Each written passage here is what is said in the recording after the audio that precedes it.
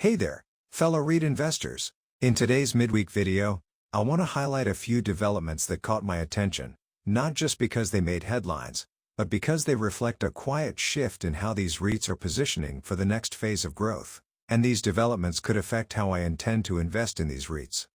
For long-term investors, we're not here to chase every headline, but when something meaningful shifts, like a recognition of progress by the market leaders, a significant acquisition or the opening of a new major opportunity of growth, I think it's worth pausing to reflect.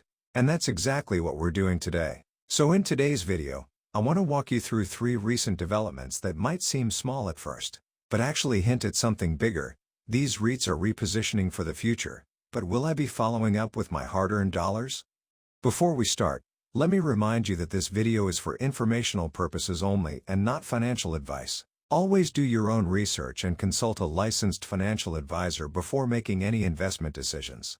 I own some of the REITs discussed, but what works for me might not work for you. Let's dive in. A quiet upgrade that might mean more than it seems. Stoneweg European REIT. Now this one might not look exciting on the surface, but hear me out.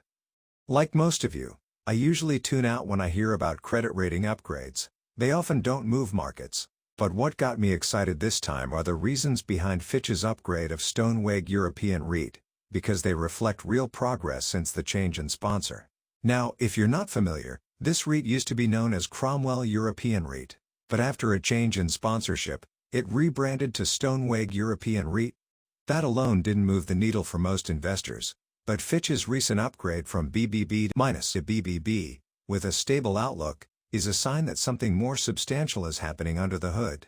Fitch cited improved portfolio quality, a tight rein on leverage, and an ongoing focus on recycling capital from non-core assets into redevelopment and asset enhancement initiatives.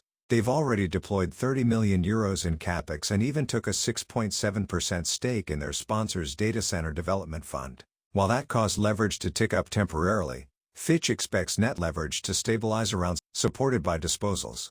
That's a pretty disciplined approach in today's cautious environment. Many REITs are still playing defense, but here we see one quietly pushing forward, improving its mix of assets and positioning for long-term rent and cash flow growth.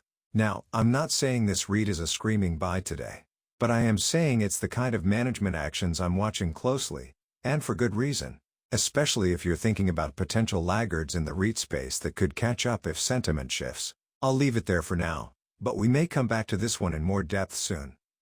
Capitaland China Trust, market warming up again. Now, from one REIT that's quietly upgrading itself behind the scenes, to another REIT that's starting to see investor confidence return in a big way.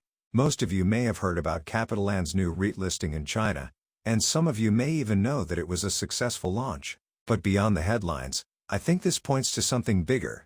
A quiet but important signal about where the entire Capitaland ecosystem is heading in China, and what that could mean for investors in Capitaland China Trust or CLCT, and even Capitaland Investment or CLI. On 29th of September, Capitaland successfully listed Capitaland Commercial C REIT or CLCR on the Shanghai Stock Exchange. It raised 2.29 billion Chinese yuan, or about 409 million Singapore dollars. And the units opened 19.6% higher than their IPO price. That's a strong debut, and it comes after record oversubscription from both institutional and retail investors. But here's why this caught my attention. This isn't your usual REIT listing.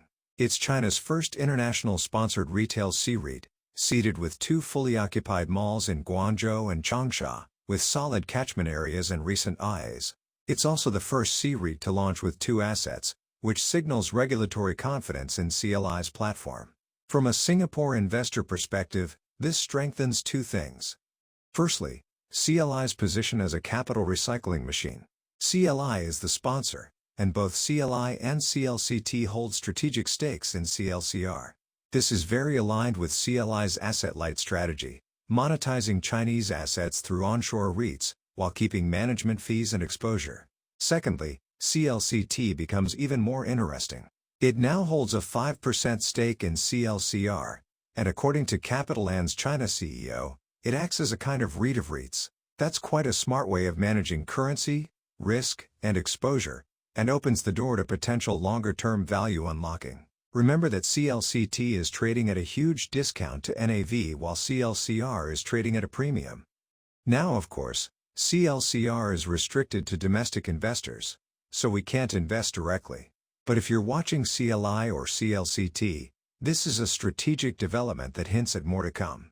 CLI has a 18 billion Chinese yuan pipeline of assets with CLCT's right of first refusal, and this launch shows they're serious about working both sides of the China capital structure, public and private. So, while the headlines are mostly about China, I see this as another puzzle piece clicking into place for the long-term Capitaland ecosystem, not just in China's recovery, but in the REIT's ability to close the gap between price and NAV, maybe sooner than many expect. If you're enjoying the insights so far, do help this uncle out by giving the video a like. It really helps more investors find this kind of content. And if you haven't subscribed yet, maybe now's a good time to consider it. I post regularly with honest, research-based takes just like this. Alright, let's jump back in. Keppel DC REIT's preferential offering. Accretive, but worth it? But if we're talking about credibility and long-term execution, there's one more REIT that's stealing the spotlight. Keppel DC REIT just announced a big acquisition and a preferential offering to go along with it. They're buying Tokyo Data Center 3, a newly built hyperscale facility located in Inzai City, one of Japan's top data center clusters. Total purchase price? About 707 million Singapore dollars. The REIT will hold a 98.5% stake, with Keppel Limited holding the rest. Now, this deal ticks many boxes. Freehold land, rare for Keppel DC REIT, especially compared to their short land lease Singapore assets. Fully leased for 15 years to a global hyperscaler, with built-in rent escalation. Accretive to DPU by 2.8%, based on pro forma estimates. To fund this, they've launched a preferential offering, 80 new units at 2 Singapore dollars and 24 cents per 1,000 units held. That's about a 6.7% discount to the recent share price of 2 Singapore dollars and 40 cents. It's non-renounceable. So if you don't act, you lose the chance. So what's my view? On one hand, this is arguably a better quality acquisition than previous ones. Freehold, long WALE, in a growing market like Japan, all plus points. But on the other hand, even after the DPU bump, yield is still not exciting. Based on current price, historical yield is around 4.2%. And don't forget, Keppel DC REIT is still trading at 1.54 times price to NAV. Quite rich compared to the rest of the REIT universe. Plus, post-deal, gearing rises from 30% to 34.5%, which is still fine, but starting to get closer to levels where flexibility narrows. Some channel viewers asked for my views on this. Personally, if you're already a long-term investor in Keppel DC REIT, this offering lets you add at a decent discount, and I personally will be taking it up. But if you have not invested in the REIT, I feel it doesn't move the needle for me. So I won't be rushing in to buy now. I'll be waiting for more attractive entry points and dividend yields. The Dividend Uncle's take. If there's one thing I've learned from investing in REITs all these years, it's this. The smartest REITs often make their boldest moves when one's paying close attention. And that's exactly what we're seeing now. Stoneweg's rating upgrade isn't just a label, it reflects real progress in cleaning up its portfolio and moving up the quality curve.